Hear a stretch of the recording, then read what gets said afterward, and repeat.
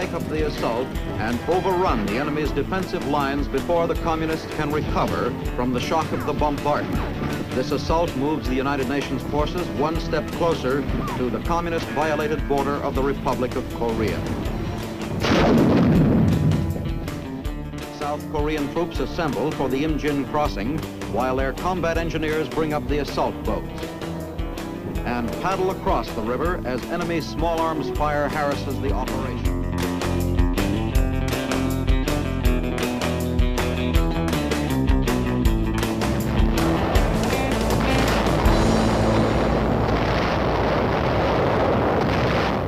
This is war.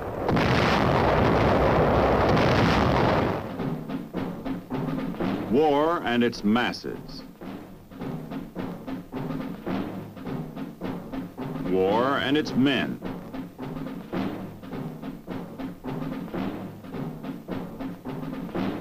War and its machines.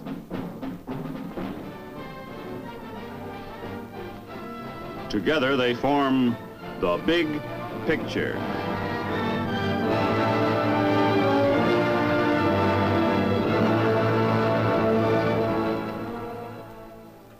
Welcome to the Big Picture. I'm Captain Carl Zimmerman. The Big Picture is a report to you from your Army, an Army committed by you, the people of the United States, to stop communist aggression wherever it may strike. The Big Picture traces the course of events in the Korean campaign through first-hand reports of our combat veterans and through film produced by the Army Signal Corps, photographed by combat cameramen. These are the men who daily record on film the big picture as it happens, where it happens.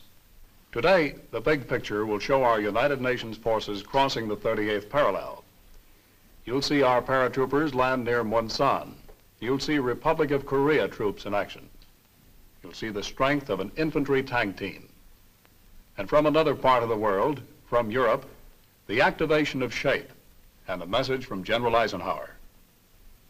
And later in our program, you will hear from 2 Army soldiers from the 1st Cavalry Division, Warrant Officer Sam Putterbaugh and Private First Class Jim Vines. But now for part of the big picture, let's go back to March 20th, 1951. As of 20 March, UN ground forces on all fronts are pushing slowly and methodically northward toward the 38th parallel. They meet only light resistance as the Chinese communists fall back. On 21 March, Chuncheon falls without a fight. In an attempt to speed up the offensive and trap the large enemy force guarding the approaches to Pyongyang, the 187th Regimental Combat Team parachutes behind enemy lines in the Monsan area, just 12 miles below the parallel. At the same time, other UN forces drive northward along a 15-mile front above Seoul to meet them. However, the main body of the communist troops escape the trap. By 31 March, South Korean forces in the east have already crossed the parallel and are moving inland from Yongyang. In the west, a U.S. tank column crosses the 38th parallel north of Seoul. Meanwhile, UN naval forces patrol the East Korean waters, harassing enemy transport and troop movements along the coast, and bombarding key communist traffic hubs. Allied ground troops continue their cautious advance into enemy territory, and on 18 April, after days of bloody fighting, UN troops in the central sector capture the strategic Hwachon Dam and enter the town of Hwachon. As of 20 April, the Chinese communists are continuing to fall back all along the front with heavy casualties. But their resistance becomes stronger as UN troops approach the huge enemy concentrations that have been massed below Wonsan for the long-expected counteroffensive. During this 30-day period, the greatest aerial battle of the Korean War took place with over 225 bombers and fighters involved. 8 enemy jets are destroyed. No friendly fighters are lost.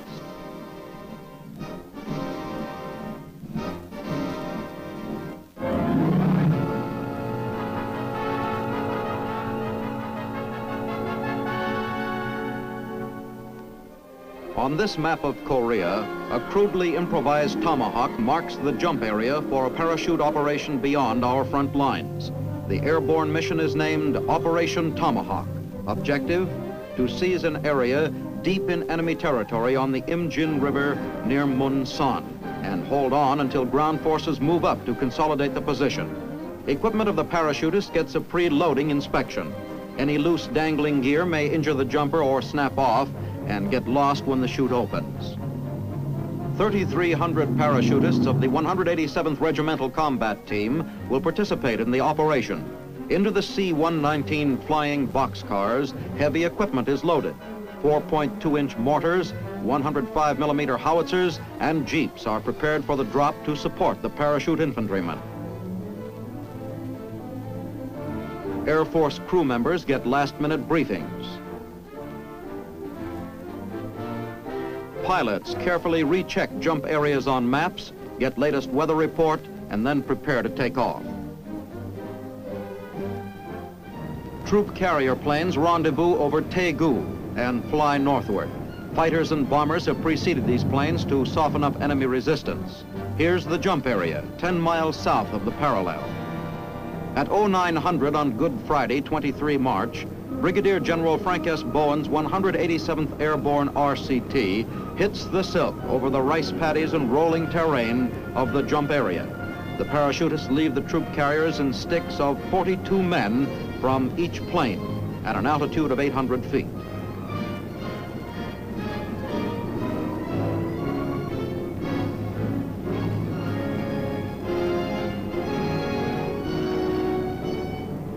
As soon as all parachute personnel have jumped, the flying boxcars start delivering the heavy equipment. In this plane, jeeps and trailers are being dropped. A small parachute is released to aid in pulling the heavy cargo from the plane.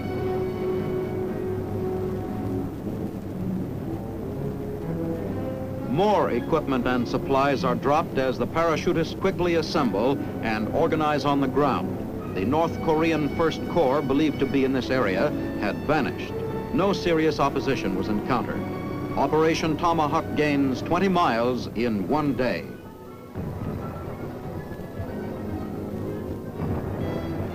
Just before nightfall, the first tanks of the 24th Infantry Division link up with the parachutists.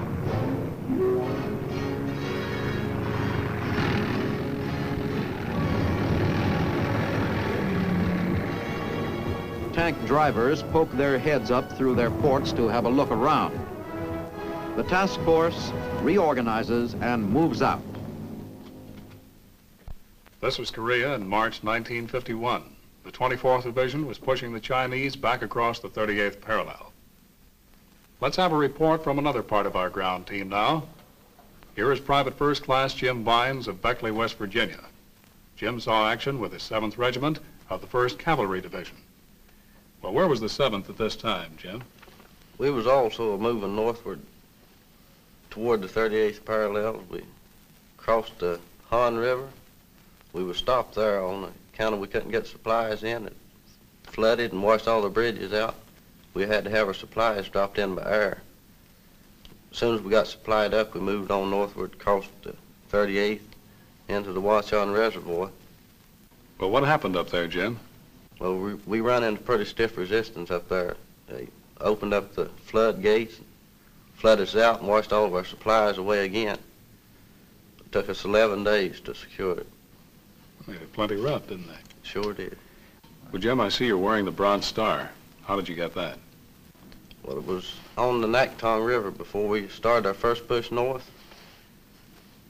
The battalion was under about a 4-hour attack one morning. It was short on ammunition, my company was. The Jeep driver had got hit that morning, so I volunteered to take the Jeep and go back to the supply point, which I had to go through about 2 miles of road that was under heavy enemy fire to get to the supply point, and I made 2 trips hauling ammunition up to the company. It was awarded to me there. Mm-hmm. They keep you on as Jeep driver then, Jim? Yes, sir. I drove a Jeep the rest of the time in Korea. Guess they figured this guy Vines can really carry the mail. And carry the mail is one of the things you did do, wasn't it? Yes, sir. Carried mail, rations, You were a very clean clothing. very popular man, Jim. Well, let's get back and talk about these hills in Korea once again. It's pretty hard to get these Chinese out of their holes, wasn't it? Yes, sir. They dig in so deep that most of them didn't even get out. Just killed them right in their hole. Well, what's one of the best weapons to get them out, Jim? About the only thing can get down into them is napalm. Burn them out. Well, how close to our lines do they drop that stuff? Well, I've seen it dropped in closest to 100 yards, sometimes probably closer. But it's good for the morale to see it come down, huh? Sure is. Well, Jim, you saw plenty of napalm drops in Korea. Let's watch now as napalm helps the 24th Division in their advance. While foot troops move up, tactical air makes a coordinated strike against the enemy's hastily constructed fortified positions in the hills.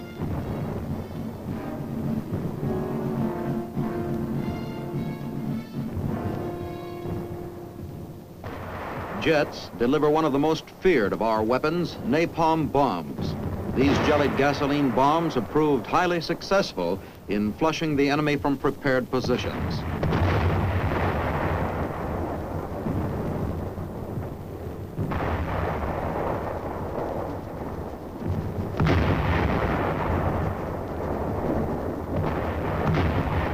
With air and artillery preparation completed, riflemen take up the assault and overrun the enemy's defensive lines before the Communists can recover from the shock of the bombardment.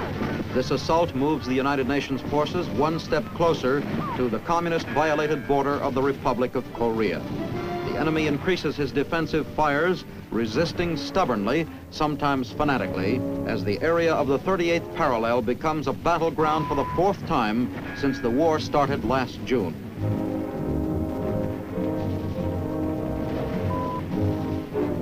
A rifle platoon passes through an area burned out by napalm bombs. The only enemy found in this area was charred. An automatic rifleman spots a target of opportunity and opens fire, and a 3.5-inch bazooka team is engaged in neutralizing defensive positions.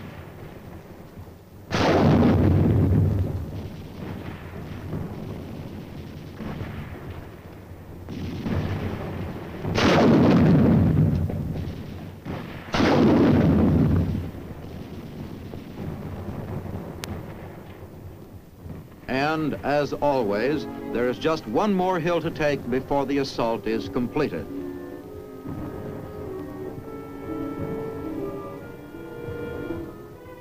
After the objective is overrun and the units reorganize, the men fight off the chill of the mountain climate.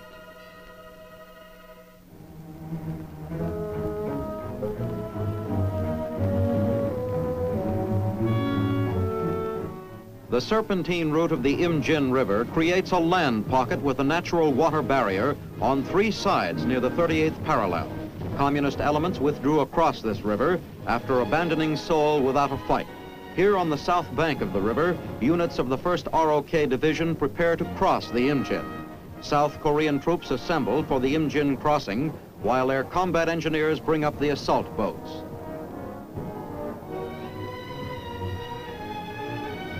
Brigadier General Paik Sun-yup, commanding general of the 1st ROK Division, supervises the operation which was planned by his staff officers. Areas suspected of containing hostile forces are plotted by artillerymen.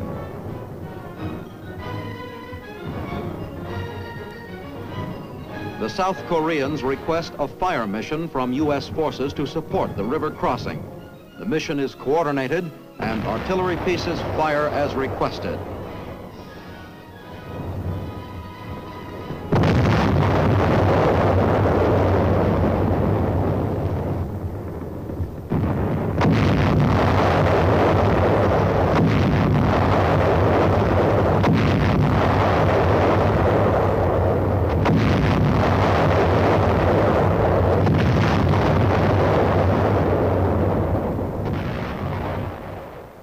Immediately following the softening up artillery fire in the area north of the Imjin, the ROK troops load into assault boats and paddle across the river as enemy small arms fire harasses the operation.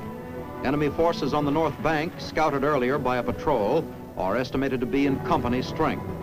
This crossing is being made near the site where the main Allied supply road spanned the Imjin last year when United Nations forces were fighting in the Pyongyang area to the north.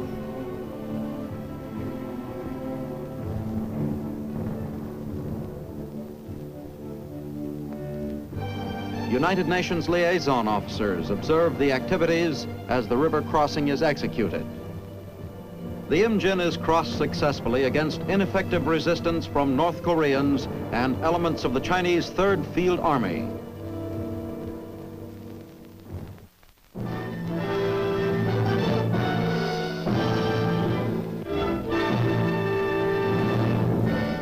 In the shadow of Paris's famed Arc de Triomphe, General of the Army Dwight D. Eisenhower takes command of Supreme Headquarters, Allied Powers, Europe, at his temporary headquarters in the Hotel Astoria. SHAPE is a functional unit of NATO, the North Atlantic Treaty Organization. For many months, the nations of NATO have been engaged in erecting for themselves a wall of security against any possible aggression. They have no aggressive intent or purpose of their own. They intend only to see to it that they may live peaceably and secure behind the arrangements that they collectively make. Today, another significant step was taken in this process of ensuring our collective security. This headquarters, formally and officially, assumed operational control and command of all forces allocated by our several countries to the defense of Europe. General Eisenhower executes the first order issued by SHAPE. By signing this historic document, the general assumes formal command of all Allied land, sea, and air organizations assigned to him by NATO.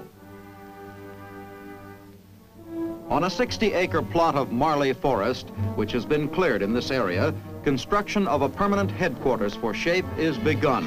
This location, 20 miles west of Paris, was once a secluded retreat for Louis XIV, who built an ornate palace here. In contrast to the King's Palace, the new SHAPE buildings will be modest, constructed of prefabricated materials to house 600 military and civilian headquarters personnel. Foundations are poured as top priority is given to the project. The task of forging a North Atlantic military force for the defense of Western Europe eventually will be centrally located here.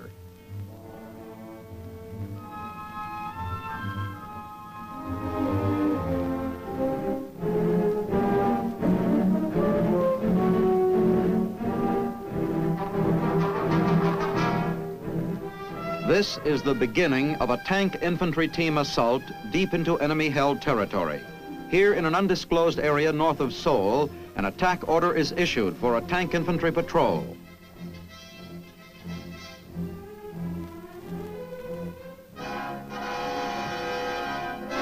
After the order is given, extra HE grenades are distributed. During the early dawn of the following morning, armor rendezvous with riflemen. Men of the 3rd Division mount tanks to ride during the initial phase of the patrol's advance.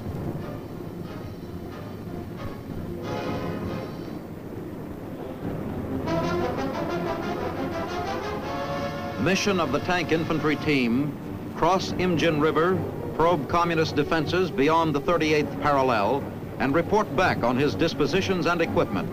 Test his strength, but do not become decisively committed. Withdraw when information is secured. This is a reconnaissance in force. All roads leading into enemy territory are heavily mined. Tanks take to the Imjin River bed, shallow here where it crosses a 38th parallel, to avoid red mines. Abandoned communist trucks are found in the river. On the far side of the Imjin, the infantrymen dismount onto North Korean soil and prepare to move out. The patrol moves forward over the innumerable hills into which the enemy forces are dug in. Red fields of fire are not yet brought to bear on the assaulting troops. An enemy position is engaged. Extra grenades issued the night before now come in handy as the riflemen close with a defensive outpost. After the outpost defenses are overrun, the tank infantry team reorganizes and continues the advance. Incoming small arms fire and mortar rounds are beginning to slow down the speed of the patrol's forward movement. The troops are cautious not to become decisively engaged. Red resistance increases as the patrol fights into a small village located on the Kaigan Main Line Railroad. which runs between Seoul and Pyongyang. Making sure their flanks are protected, the tank infantry team punches into the village and destroys communist installations.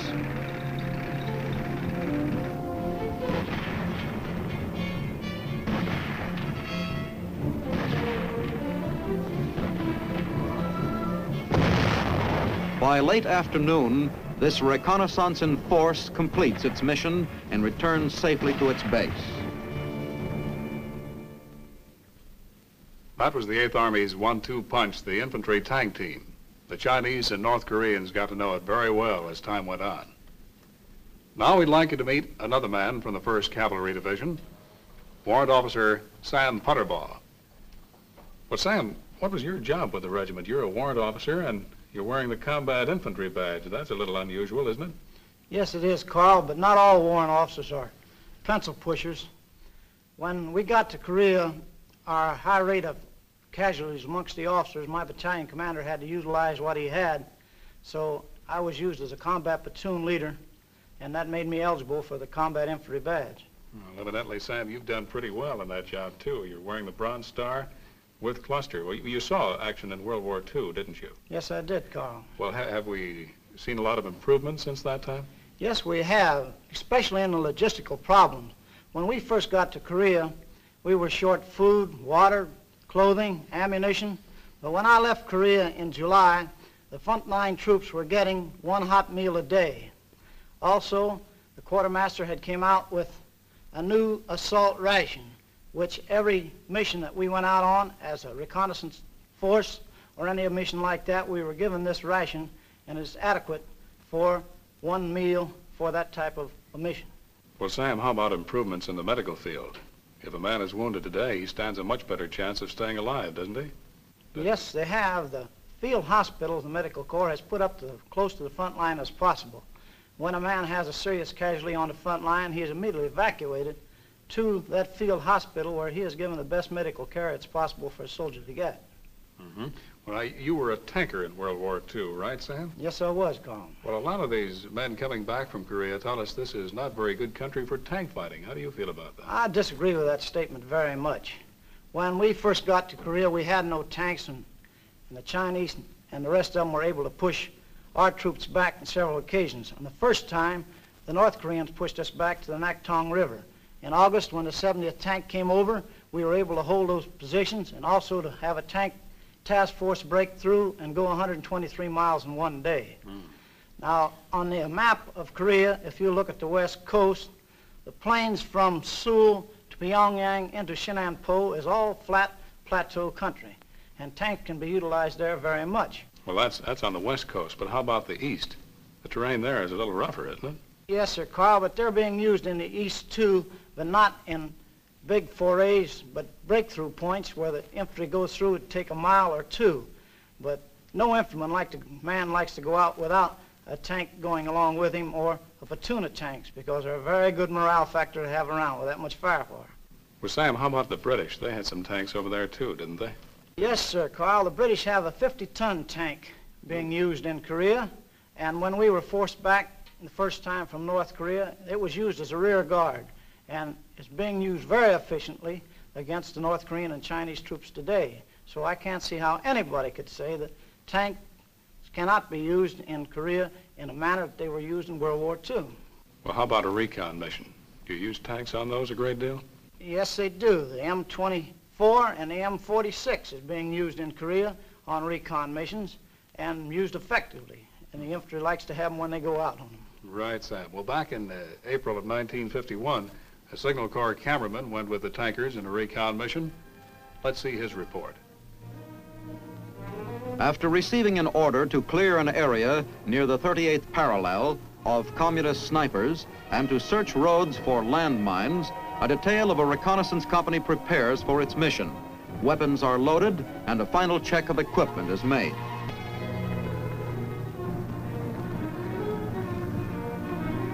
The tank convoy gets underway.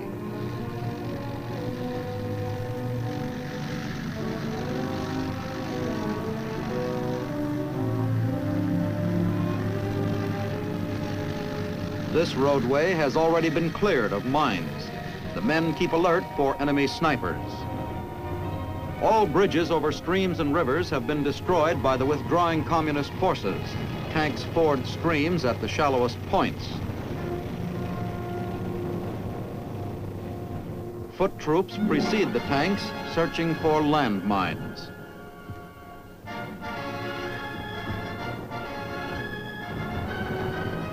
A culvert bridge blasted by retreating Reds halts the advance momentarily, but not for long. Engineer troops measure the distance to estimate bridging materials required to span the gully. In no mood to wait, a tank bypasses the wrecked bridge and presses out a detour. The tonnage of the tank smashes a new road that leads through a small village on the far side.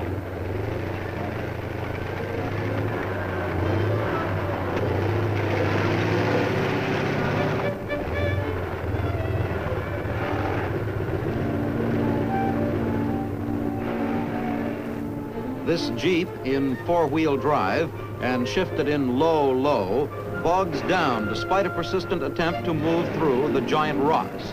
The much heavier tank returns to smooth out the steep approaches and the rocky terrain.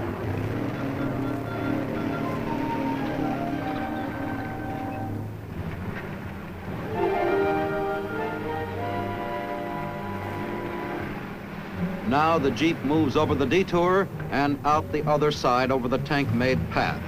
Teamwork pays off. Remember the sign on the American roads that said, "Beware soft shoulder"? Well, here's what it can mean in Korea. Another tank moves up to the disabled one, but can be of no assistance.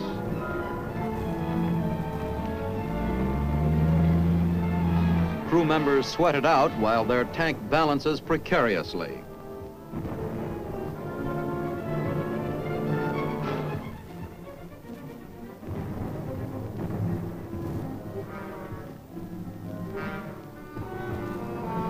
Chinese surrender leaflets are found in the vicinity of the disabled tank, and tankers read the propaganda through curious but distrusting eyes. The usual reaction to these propaganda leaflets is the traditional but appropriate nuts. After radioing for a tank retriever, the recon detail moves on to accomplish its mission. Those were the events that comprised the big picture from March 20th to April 20th, 1951. Our thanks to Warrant Officer Sam Putterbaugh and PSC Jim Vines of the 1st Cavalry Division for being with us. Next week, the big picture will show the United Nations forces withdrawing in the face of a Red offensive. You'll see the Lincoln Line established north of Seoul. You'll see our troops hold on to that line and later break out in an air-ground assault. And you'll hear from another combat veteran, an Army soldier who saw, as it happened, a part of the big picture. This is Captain Carl Zimmerman inviting you to be with us then.